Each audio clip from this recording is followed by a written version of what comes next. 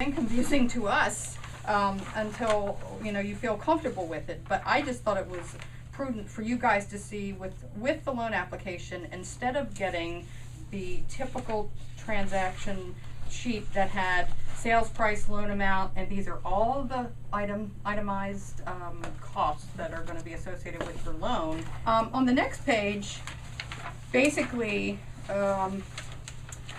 this is your points and any costs that are going to be, not any costs, but it's what the lender calls origination charges, which when we get to the HUD-1, all of these are going to play right back into the HUD-1.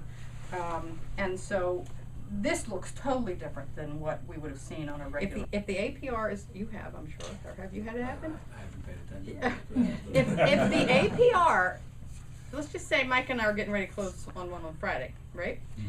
If there was a change today and the APR moved more than an eighth, it needed to be redisclosed, and then there is I need to check on this, it's either 3 or The back of the first page.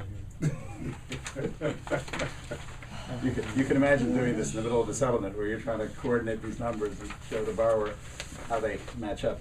Mm-hmm. You're jumping from page 2 to page 3. If you got a deal where the seller's paying the closing costs, they don't care, right? That's exactly right. That still happens on the front, so that's not so bad. It's wrestling with the back that the problems are really coming.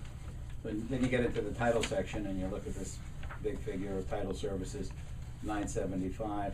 That includes the settlement fee, that includes the title search and binder.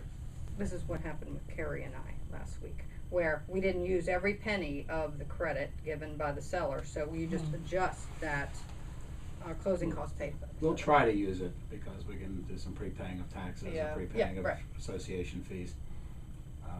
Depends on your settlement agent there and Because you want to, how artistic right. they feel they can be within the bounds of what's proper.